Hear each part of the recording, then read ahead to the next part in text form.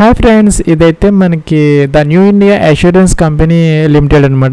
NISCL అని అంటారనమాట. ఇదైతే మనకు ఒక 500 అప్రెంటిస్ ఎంగేజ్మెంట్ కోసం అయితే ఒక అడ్వర్టైజ్మెంట్ అయితే ఇష్యూ చేస్తే దానికి సంబంధించిన అప్లికేషన్ ప్రాసెస్ కూడా మనకి ఈ రోజు స్టార్ట్ అవుతున్నది. 6th అనమాట, జూన్ 2025.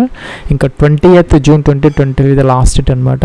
దీనికి సంబంధించి మనకి ఒక ఆన్లైన్ ఎగ్జామ్ అయితే కండక్ట్ చేస్తారు.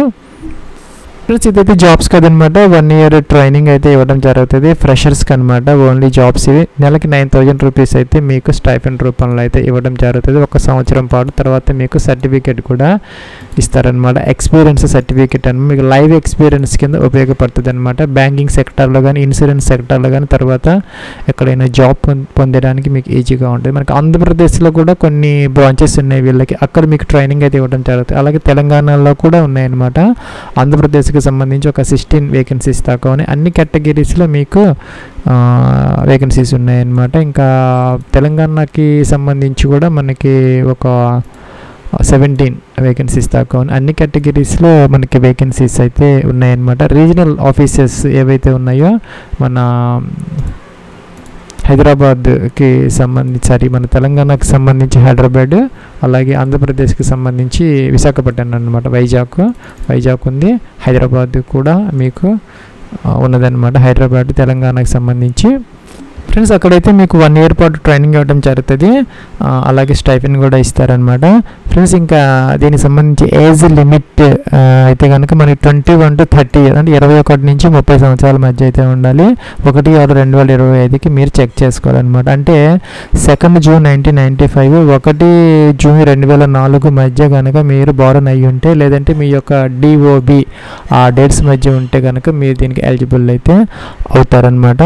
అలాగే మనకి ఏజ్ రిలాక్సేషన్స్ అప్లికబుల్ అవుతాయి అన్నమాట. SC/ST వాళ్ళు ఎవరన్నా అప్లై చేస్తే 35 సంవత్సరాల దాకా అవకాశం ఉంటుంది. NCL వాళ్ళు ఎవరన్నా ఉంటే OBCలో వాళ్ళకు కూడా 33 సంవత్సరాలు. PWD క్యాండిడేట్స్ కూడాను 40 years వరకు వాళ్ళకు కూడా అవకాశం అయితే ఉంటుంది. ప్లస్ అలాగే మనకి వీడియోస్ డైవర్స్డ్ వాళ్ళకు కూడాను కొంత ఏజ్ రిలాక్సేషన్స్ అయితే ఉన్నాయన్నమాట. కేటగిరీ వైజ్ వాళ్ళకు కూడాను ఏజ్ రిలాక్సేషన్స్ అప్లికబుల్ అయితే అవుతాయి. ప్లస్ ఎడ్యుకేషన్ క్వాలిఫికేషన్కి సంబంధించి ఎనీ డిగ్రీ అనమాట. Graduate in any discipline. మీరు ఏదో ఒక దాంట్లో కనుక డిగ్రీ చేస్తుంటే దీనికి మీరు అప్లై అయితే చేసుకోవచ్చు. ఫ్రెండ్స్, దీనికి సంబంధించి ఒక అప్లికేషన్ ఫీజు అయితే ఉంది అనమాట. జనరల్ OBC క్యాండిడేట్స్కి 944, అలాగే ఆల్ ఉమెన్ క్యాండిడేట్స్కి 708 రూపీస్, SC/ST వాళ్ళకి 708 రూపీస్, PWD క్యాండిడేట్స్కి 472 రూపీస్ అనమాట.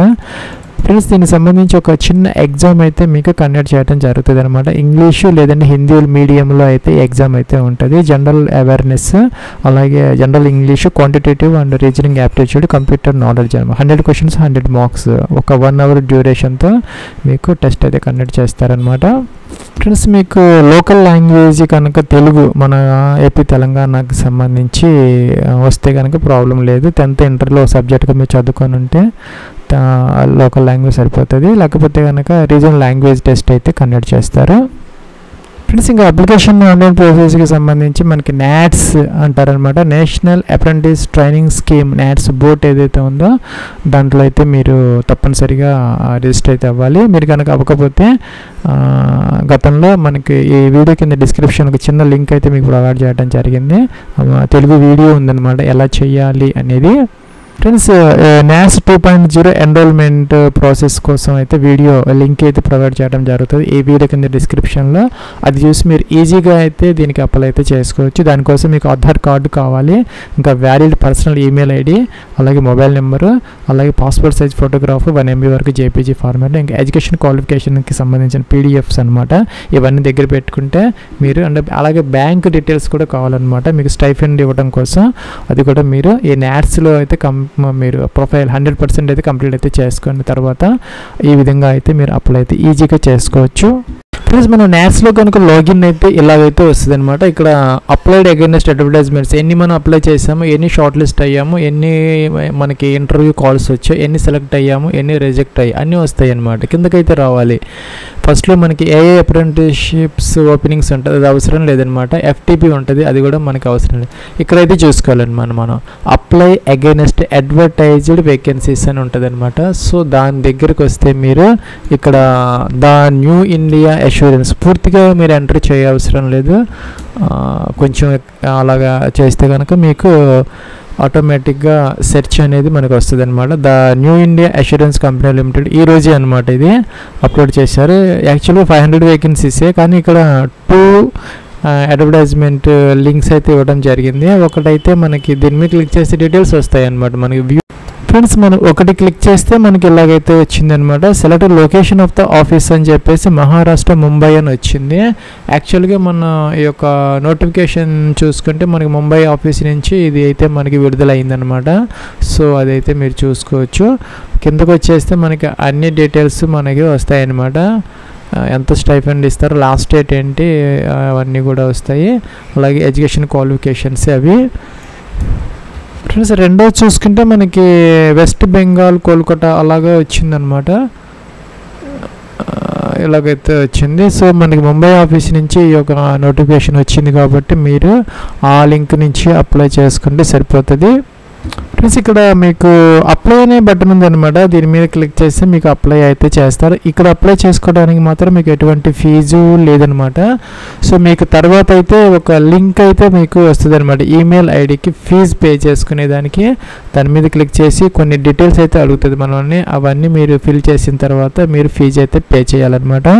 సో ఇక్కడ మీకు 2 లింక్స్ ఉన్నాయి కాబట్టి వెస్ట్ బెంగాల్ మహారాష్ట్ర గురించి మీకు ఏదైనా కనుక కన్ఫర్మేషన్ కావాలి అనుకుంటే బిఫోర్ పేయింగ్ ఫీజ్ పే చేసే ముందు వాళ్ళని ఒకసారి కాంటాక్ట్ చేసి కన్ఫర్మ్ చేసుకొని మీరు ఫీజు అయితే పే చేస్తారని అనుకుంటున్నారు అనమాట. ఎందుకంటే మనకి ఫీజు అనేది వేస్ట్ అనేది కాకూడదు, దానికోసం అయితే మిమ్మల్ని కొంచెం అలర్ట్ చేయటం అయితే జరుగుతున్నది.